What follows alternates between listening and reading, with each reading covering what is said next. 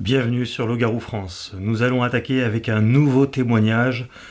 Vous allez le voir dans une petite minute, mais avant j'en profite pour vous rappeler de soutenir activement, vraiment par des actes, Loup-Garou France pour m'aider à continuer cette enquête autour de cette créature qu'est le loup-garou, parce que ça occasionne beaucoup de temps, beaucoup de des voyages, un travail de recherche, un travail de tournage, de montage, etc.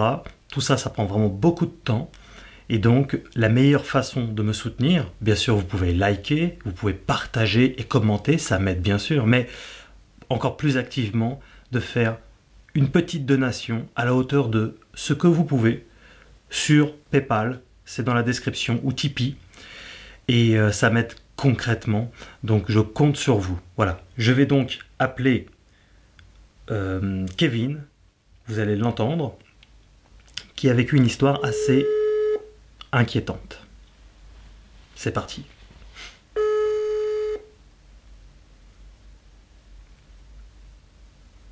Oui, allô? Oui, Kevin. Oui. Salut, c'est Morgane. Bonjour Morgane. Tu vois, je suis précis, hein. Oui, il n'y a pas de souci. Midi 30. Voilà, donc je peux t'appeler Kevin dans l'enregistrement. Ah oui, il n'y a pas de souci. Voilà. Et donc, tu dis ce que tu veux. Je veux dire, tu n'es pas obligé d'entrer dans certains détails. Si tu penses que ça pourrait empiéter sur ta vie privée, tu peux garder. Non, il n'y a voilà. pas de souci. J'ai rien à cacher en fait. Même moi, j'ai cru que j'étais fou au début, mais. Ouais. Écoute, d'abord merci d'accepter de témoigner parce que tu as vécu une histoire assez, j'allais dire, assez inquiétante. Et tous n'ont pas nécessairement le courage, même anonymement, de témoigner, ce qui est dommage. Donc déjà je te félicite et je te remercie d'accepter de témoigner pour Loup-Garou France. Et puis je vais te laisser tout simplement nous expliquer un peu ce qui t'est arrivé, dans quel endroit, à quel moment, les pourquoi des comment. Et puis moi je te poserai un certain nombre de questions au fur et à mesure. D'accord, il n'y a pas de souci. D'abord, je me présente, je m'appelle Kevin. En ce moment, j'ai 29 ans. Oui. J'habite en Sud-Ardèche. Oui. Donc, beau territoire, hein, tout à fait. Chasse au sanglier, beaucoup d'endroits de forêt et tout. Et mon histoire se déroule il y a à peu près 14 ans en arrière. D'accord. En plein été. J'étais encore au collège à ce moment-là, je venais juste d'avoir mon nouveau scooter, j'étais super content, gosse Sukida, 4 temps bien sûr, pas très vite. Oui. Et j'ai des amis qui habitent le village juste à côté en fait, en bas de chez moi. Avant d'arriver justement dans le 030, Pont Saint-Esprit. D'accord. Et on passe une bonne soirée, une super bonne soirée, puis les collègues ils me disent non mais reste et tout, machin, on va s'amuser. Je dis d'accord, bon je reste 1h30, 2h du matin, je pars quoi. Ils me disent d'accord, il n'y a pas de souci. Durant la soirée, on discute avec les collègues et je vois qu'il fait bien nuit, il n'y a pas de pleine lune, rien du tout, on voit pas, il y a des nuages. Oui. Et là, je me mets à partir à 2h du matin, je prends la route avec mon scooter. C'était sur quelle route exactement? Alors, c'est sur la route de Saint-Marcel d'Ardèche jusqu'à Bourg-Saint-Andéol. D'accord, ok. Donc, il y a une station essence qui s'appelle le Lavandin. Je passe devant et on descend. Il y a une grande descente avec sur la droite une école pour... comment ça s'appelle? Les personnes, les jeunes en difficulté.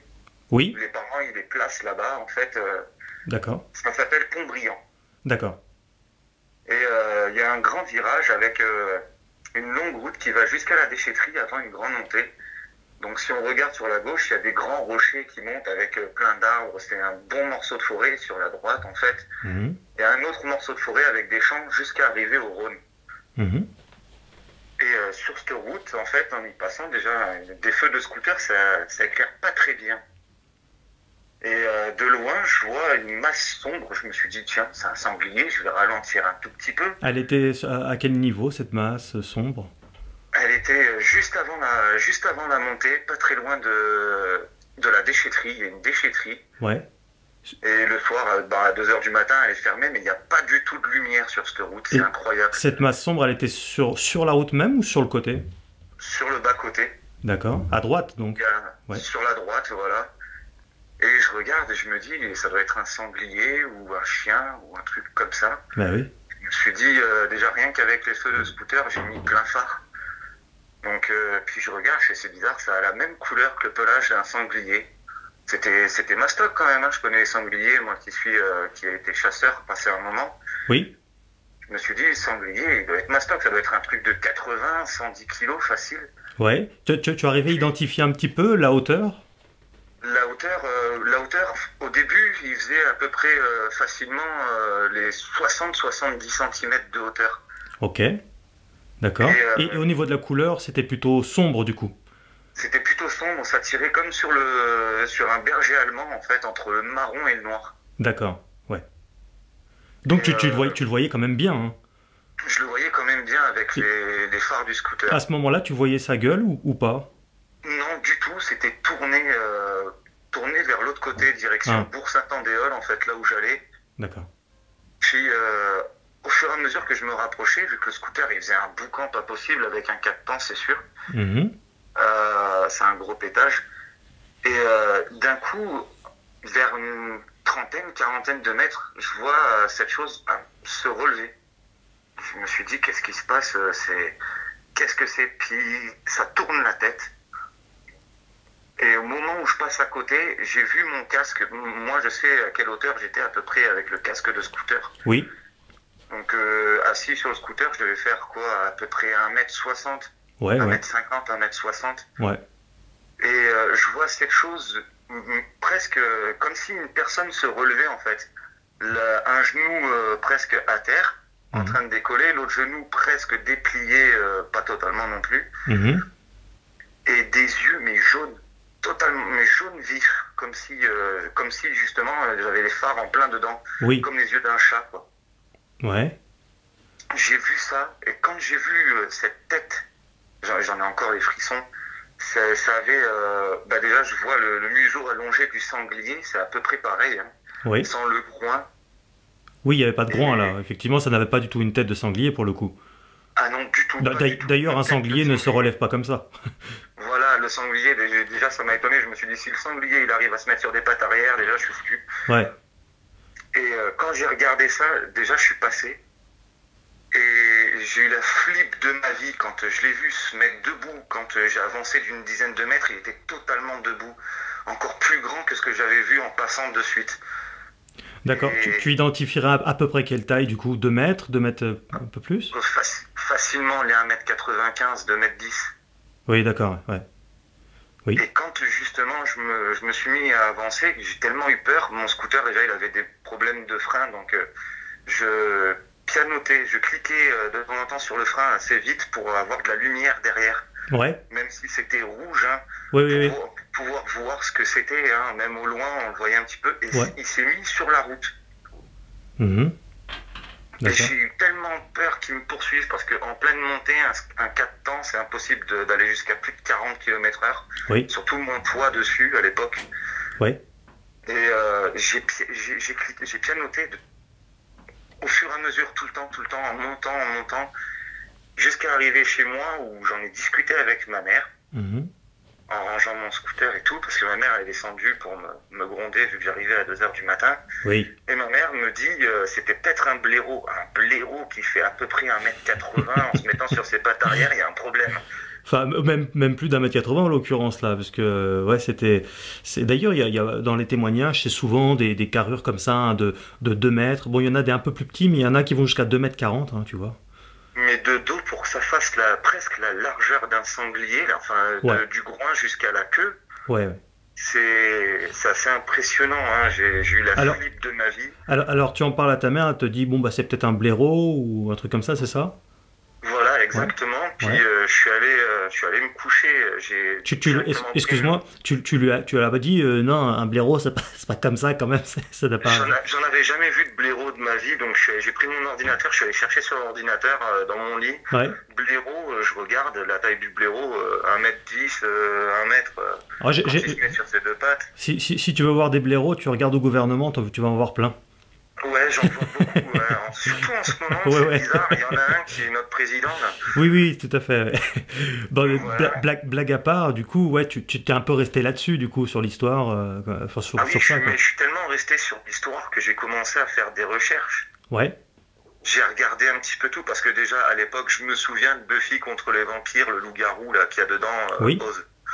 Je me suis dit, petite peluche de 1,20 m là, quand il se met à courir sur ses quatre pattes, plein de poils, un peu gris, Mhm. avec une sale tête comme dans la vidéo là qui a été retrouvée soi-disant sur internet, du mec qui va en forêt, qui filme soi-disant un loup. Oui, Un oui, loup-garou. oui, oui, très, très grand, qui combat un chien, c'est ça?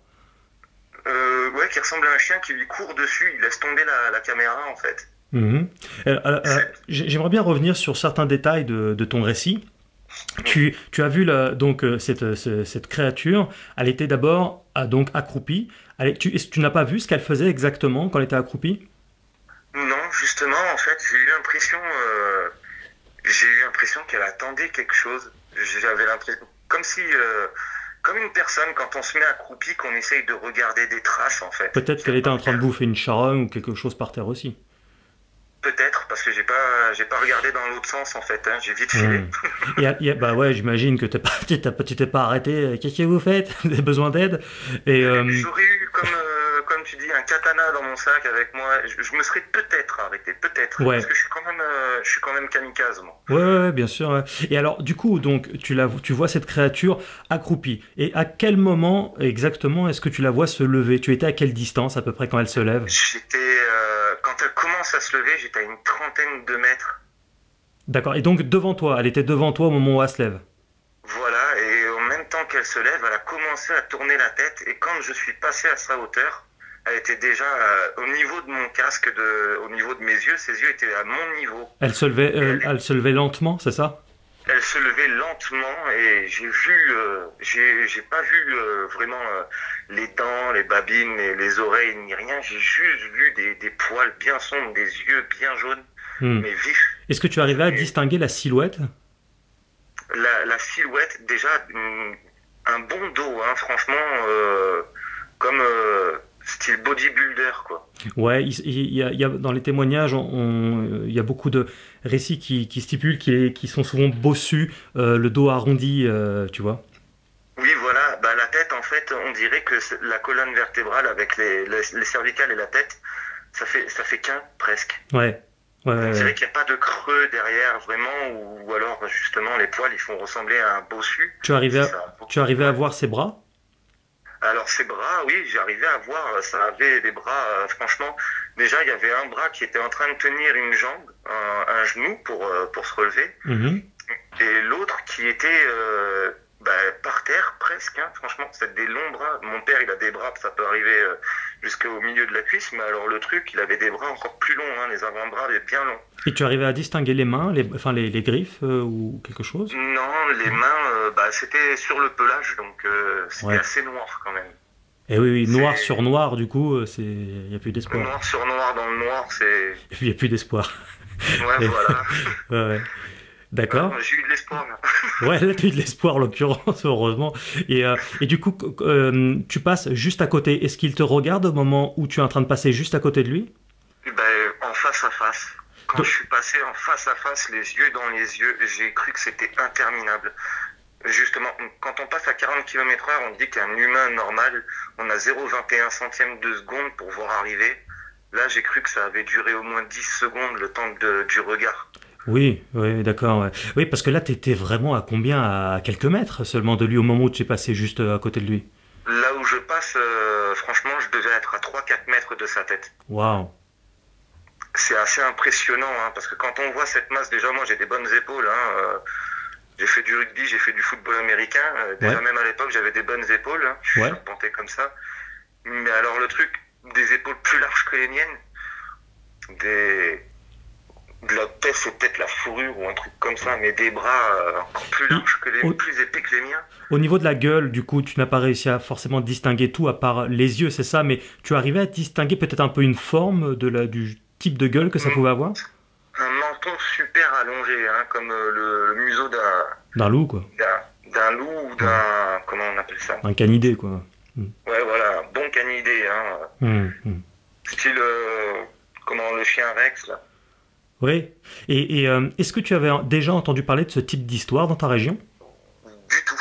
Alors, justement, ça a été la surprise, justement, parce que depuis que je suis plus jeune, Nous, on a eu des problèmes. On a acheté une maison avec une personne qui est décédée à l'intérieur. On a eu quelques soucis dedans. Et puis en plus de ça, je suis chercheur paranormal. D'accord. Donc je fais des petites enquêtes de mon côté avec Paranormal Investigation Provence. D'accord. Et justement, j'avais jamais entendu parler de ça. Je savais même pas ce que c'était. Moi, je croyais que c'était dans les films, style ou alors les séries télévisées. Et oui, parce que là, ça dénote totalement du paranormal, parce que là, on est vraiment dans une créature palpable, vive. Enfin voilà, quelqu'un qui, c'est pas un fantôme, quoi. Ça tient bien sur la route, c'est physique, c'est matériel, quoi. Je veux dire, c'est charnel. Voilà, Ouais. exactement. Par contre, ce qui m'a choqué, c'est qu'il n'y avait pas de queue, en fait. J'ai pas vu de queue, moi. D'accord. Ouais. Comme chez les chiens. Ouais, tout à fait. Ouais, ouais. Mais quand sa posture, en fait, moi qui, justement, comme je t'ai dit juste avant, j'étais chasseur. Ouais. C'est bien la posture de quelqu'un qui regarde des traces pour pouvoir suivre sa propre proie, quoi. Alors, j'ai plusieurs questions à te poser. Oui. Est-ce que tu es revenu sur les lieux, j'allais dire, du crime? Ah oui, j'y suis repassé plusieurs fois, hein. Du coup, j'y suis repassé que 3 semaines plus tard, De, quand de- j'ai changé. J'ai acheté une moto, je l'ai débridée. Oui. Deux Voilà, jours, histoire de deux jours pouvoir comme de rouler à nuit? 90. Ouais, normal, les jeunes permis. Mais du coup, tu es repassé 2 jours et 2 nuits ou uniquement 2 jours? Alors, j'y suis repassé 2 jours et 2 nuits, Ouais, après. ouais. Je voulais plus trop y passer la nuit, mais j'ai quand même été forcé, après soirée avec les collègues et tout, devoir aller chercher ce qu'il fallait aller chercher, hein, Ben vu oui, que oui, là-bas, tu as il y avait été rien. avec du monde? Comment? Tu y as été avec du monde, du coup, ou seul? Alors, non, j'ai toujours été tout seul, sauf une fois, un collègue qui est venu avec moi, mais il a rien vu lui non plus, il me prenait pour un cinglé.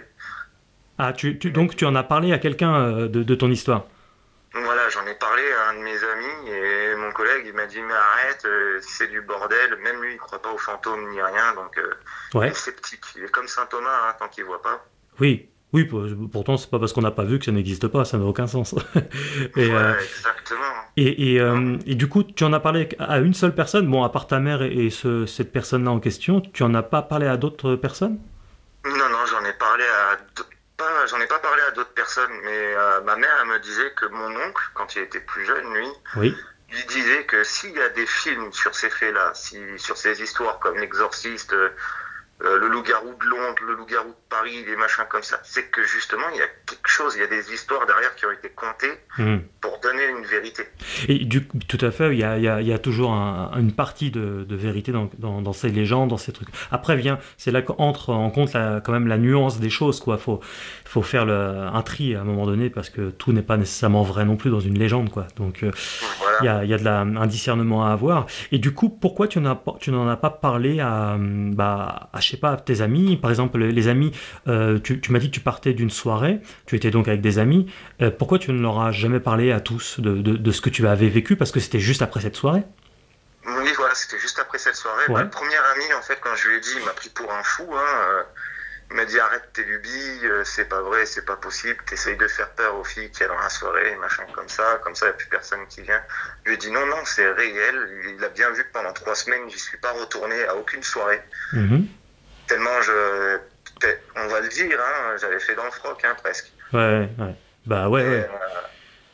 et, justement, lui, il a dû en parler aux autres, hein, justement, s'il l'a fait, mais il Ouais. y a personne qui m'en a reparlé derrière, comme ça. Enfin, si, ils m'ont traîné une fois dans la forêt pour pouvoir aller faire un camping là-bas, Ouais. sur Bidon, qui est une ville un petit peu plus haut, à 15 km. Mhm. Mais moi, vu que j'étais en train de chasser à ce moment-là, parce que je me suis mis à la chasse juste après avoir vu ça. Ouais. D'accord. Ça a été Donc, direct. tu étais. Il faut être majeur pour faire de la chasse ou La chasse accompagnée, ça peut commencer à 16 ans. 16 ans, ouais, d'accord. Ok. Voilà, donc il faut passer au bal trap d'abord pour faire un bilan de compétences, utilisation de Et fusil. alors, justement, parmi les chasseurs, eux qui sont habitués à être dans la forêt, dans les champs, dans les campagnes, tu n'as jamais entendu parler de ce type d'histoire-là venant de ces personnes? Alors, des histoires de traces de bêtes qu'ils connaissent pas, oui, ça, j'ai entendu. Par contre, ils m'ont dit, oui, voilà, en Ardèche, il y a beaucoup de petites grottes, il y a beaucoup de boris, il y a beaucoup Oui. de machins abandonnés, hein, Cro-Magnon et tout. On a des grottes ici, la Madeleine et tout. Mhm. on a beaucoup d'endroits hein, sur Bidon et tout le reste, des formations rocheuses qui permettent à une personne de pouvoir se glisser à l'intérieur et de Ouais, se faire un petit habitat sympa. ouais, ouais, tout à fait. Et on a beaucoup de renards, de sangliers, des bons petits coins de forêt de montagne, Ouais. des Oh, forêts aussi assez élargies. oui, oui, tout à fait. Au moment où tu as vu cette créature, est-ce que tu croyais que ces choses-là pouvaient exister ou tu en étais très loin à cette époque-là? Alors, à cette époque-là, j'en étais encore assez loin. Moi, j'étais plutôt convaincu par les fantômes, Oui, mais alors par toutes les autres créatures du genre le rake, le loup-garou, les machins comme ça. C'était plutôt pour moi de la BD, du film, de l'invention. J'étais plutôt sur la bête du Gévaudan. Ça, oui, je sais que oui. c'était à l'époque de Louis, je sais plus combien. Mais voilà, Ouais. j'étais pas du tout convaincu par ça. Est-ce que tu dirais que bah, depuis cette apparition qui a duré quelques secondes, mais il y a comme un avant et un après pour toi ou Ah, il y a eu un avant, oui, il y a un après maintenant, parce que je regarde beaucoup de vidéos sur le sujet, ouais. paranormales sur YouTube, je cherche bien en fait. Ouais. Donc c'est comme ça que je suis tombé justement sur ta vidéo qui m'y a fait penser directement. Je me suis dit, ça y est, j'ai cherché loup-garou, je suis tombé sur loup-garou France. Ah oui, oui, Loup-garou France, ouais, au moment où on se parle, ça fait bientôt 3 mois que la chaîne est ouverte. Je l'ai ouverte le 31 octobre, symboliquement, pour Halloween. Et puis voilà, donc effectivement, ça fait un carton parce que on aborde c'est la seule chaîne d'enquête sur le loup-garou. Bon, il y a des chaînes avec des sujets, on retrouve quelques vidéos de loup-garou, ça, il y en a plein, des chaînes comme ça. Mais par contre, des chaînes totalement dédiées à ce phénomène-là et traitées de façon sérieuse, sans moquerie, comme tu as subi un petit peu, eh ben, c'est effectivement, il n'y en avait pas, et ça fait plus de 20 ans que je m'intéresse au sujet. Il y en a pas Donc, beaucoup, hein, des chaînes comme ça. il n'y en a qu'une. D'ailleurs, Il y tu en a parles qu'une. de cryptides. Hein. Quand Oui, je sais absolument, qu'on oui. Par contre, aux États-Unis, il y en a. Il y a plusieurs chaînes totalement dédiées. En France, ben, il y en avait pas. Maintenant, il y en a. Mais aux États-Unis, il y a par exemple Dogman Encounter. Ça vient donc des États-Unis, tu vois. Donc, ils ont plus cette appellation de Dogman, puisque ça vient plus du Michigan, dans ces zones-là, quoi. voilà. Mais c'est vrai que c'est un phénomène. Il y a tellement de témoignages à travers le monde, comme tu l'as compris, du coup, que ça paraît bizarre qu'il y ait que des tarés ou que des mythos, quoi. Il peut y en avoir, bien sûr, hein, et on peut tous se faire avoir, des fois, mais bon. En Amérique, déjà, ils ont le Wendigo, ils ont le Dogman, ils ont le Werewolf, ils ont... Bah, Werewolf et Dogman, c'est la même chose, c'est juste des appellations, parce qu'en fait, d'une contrée à une autre, d'un endroit à un autre, ça peut évoluer. C'est comme en France, il y a le terme loup-garou porte plusieurs noms aussi, quoi. Galipote, par exemple, tu vois, c'est selon les régions, ou Lubin, ou etc. Ça porte plein de noms, en fait, mais La on parle. lycanthropie, les machins comme ça. Ouais, en l'occurrence, la lycanthropie, on est plus dans un phénomène surnaturel, à savoir, bon, bah, tu as la lycanthropie médicale, à savoir donc un homme qui pense se transformer, mais il se transforme pas, c'est juste qu'il a un problème psychologique, c'est parfaitement identifié par la science. Et puis la deuxième forme de lycanthropie, ce seraient des hommes qui se transforment en loups, où là, effectivement, techniquement une véritable intervention spirituelle, parce que biologiquement, on peut pas se transformer en loup, quoi. La Voilà. transformation Bah oui. physique, déjà, ferait mal à l'autre Ah bah oui. personne qui a cette transformation. Bien sûr. Oui. Parce que, par exemple, une personne qui passe de 1m70 à 2m15, 2m20, Ben oui. Les os, la transformation, le fait de pouvoir se changer, d'allonger... Alors je veux bien que le corps humain soit capable de faire des choses extraordinaires, mais que là, par contre, effectivement, dans ce genre de phénomène, on entre dans un aspect spirituel des choses, chose dans laquelle je ne crois personnellement pas, étudiant le phénomène quand même depuis plus de 20 ans, où je me suis aperçu souvent que les quelques témoignages liés à la lycanthropie, ce sont des témoignages un peu bancals. Notamment, il y a un témoignage dans la région de Hull, en Angleterre. Il y a eu 7 témoignages de personnes qui ont vu un loup-garou. Sur les 7 personnes, il y a eu une seule personne qui aurait vu, conditionnel bien sûr, une personne se transformer en loup-garou. Là, j'émets un certain doute. Voilà, donc tu vois, c'est là qu'il faut avoir un petit peu de discernement et faire attention. Je pense véritablement qu'on est dans un cas de cryptide, hein, une créature non répertoriée, comme il en existe autant, hein, et la science en découvre continuellement. Donc on essaie dans un sujet un peu assez incroyable comme ça. On essaye pour autant d'être le plus terre à terre possible avant d'envisager quelque chose de spirituel. Je pense qu'il faut faire les choses dans l'ordre. Mais je pense que les cryptides, en fait, c'est comme tous les animaux, ils essayent de se cacher des personnes qui peuvent essayer de leur faire du mal. Bien sûr, oui. La science découvre perpétuellement des animaux de toutes sortes de tailles, hein, même des microscopiques, voilà, des grands, des petits. Comme le requin lutin, le requin fantôme. Je les connais pas, mais oui, pourquoi pas, ouais. Il y a des... Oui, le requin lutin, il existe. Hein, ouais. Requin des profondeurs, c'est bizarre. Il a une sale tête. Ah, c'est marrant ça. Non mais oui, mais voilà, tout ça pour dire qu'effectivement, c'est pas incohérent. Donc, alors, toi, tu mettais le terme de loup-garou à cette époque-là ou tu savais pas trop? Moi, je savais pas trop. J'ai pas mis le terme loup-garou parce que pour moi, c'était un truc. Bon, quand j'ai regardé petit, je regardais le loup-garou de Londres, le loup-garou de Paris.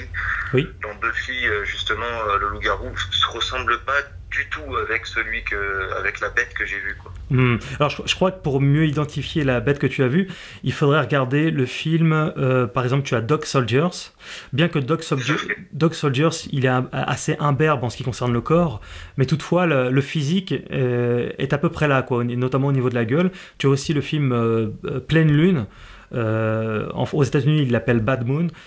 En France, c'est Pleine Lune, que je t'invite à voir. Il est très, très représentatif d'un grand nombre de témoignages.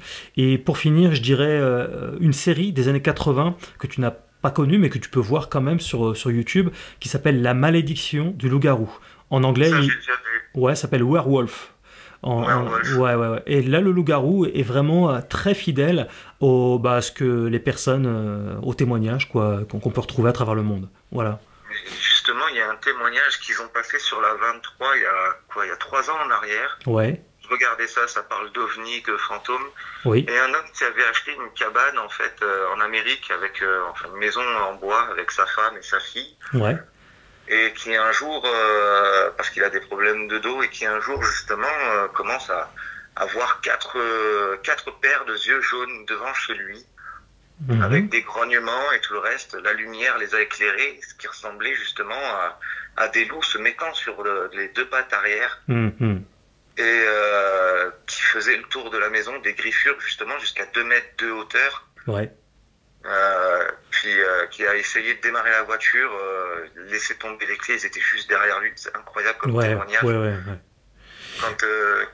Quand on commence à voir des choses comme ça, parce qu'il y a 14 ans en arrière, je regardais pas tout le temps YouTube ni rien. Il n'y avait pas tellement de vidéos là-dessus non plus, donc je faisais pas de recherche. J'étais encore dans mon petit monde de bisounours, on va dire. Il y a une dizaine d'années, tu n'étais pas tombé là-dessus, mais il y a une dizaine d'années, j'ai tenu même un site sur les loups-garous. Donc c'est pas un phénomène qui m'intéresse depuis aujourd'hui, comme tu le sais. Ça s'appelait loup-garou.org. Et il y avait aussi des témoignages du genre. Alors, il y a eu quelques témoignages sur les réseaux sociaux. Donc, du coup, c'est un peu nouveau pour un certain nombre. Mais en ce qui me concerne, ça fait tellement longtemps que je m'intéresse à ça, et du coup, je me suis dit qu'il y a des témoignages comme le tien, il y en a beaucoup, il y en a vraiment beaucoup, et il n'y en a pas juste un ou deux, quoi.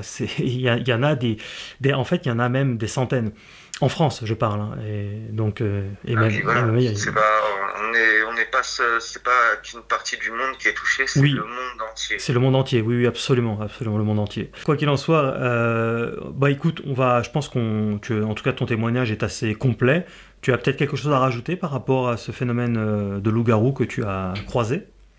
En fait, non. Puis, faut surtout faire, je crois, ça arrive surtout l'été, hein, si on regarde bien c'est à une période. On dirait que la chose, pendant l'hiver, elle va hiberner ou qu'elle sort pas trop. Ouais, faut voir parce que ça dépend encore une fois suivant les endroits dans du globe, parce que des fois il peut même y en avoir près des villes. La preuve, lorsque j'étais faire le reportage à Nice, tu vois, là on est vraiment très très proche de la ville, et c'était en plein mois de janvier que Alain l'avait vu, tu vois, donc en plein hiver. Donc Ah oui. en soi, il n'y a pas vraiment de saison pour ces créatures-là. Et c'est juste au petit bonheur la chance ou la malchance, selon les cris, selon certains en tout cas.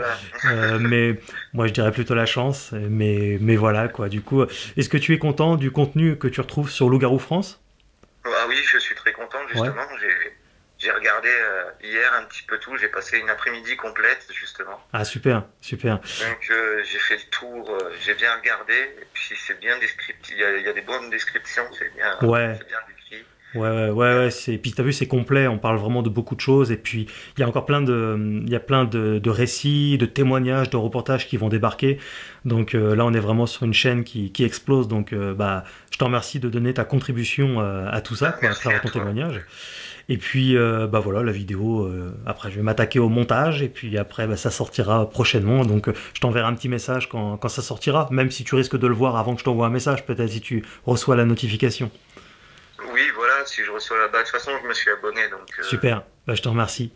Eh ben, voilà. je te laisse là. Je l'ai même Oui. conseillé à ma mère justement pour lui montrer que j'étais pas fou. Eh oui, tout à fait. Ouais, c'est bien, c'est une bonne chose. Ok, merci beaucoup. Et puis, bah, Merci à toi. on se tient au jus alors. On se tient au jus, il n'y a Allez, pas de souci. bonne journée. Et bonne continuation, bonne Merci, journée. merci. Et voilà, j'espère que ce témoignage-là vous aura fait plaisir.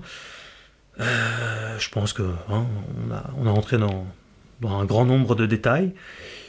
Si vous voulez continuer à soutenir activement, comme je l'ai dit en début de vidéo, vous savez comment faire, c'est dans la description, le Tipeee, le Paypal, et encore une fois, un petit like, et puis on s'abonne, un petit commentaire, et si vous-même, vous pensez avoir vu un loup-garou, quelque chose qui vous fait penser à ça, eh bien vous pouvez m'écrire à lougaroufrance@gmail.com. Ça s'affiche ici. Voilà. Donc on se retrouve dans un nouvel épisode très très bientôt. Vous étiez sur Loup-garou France.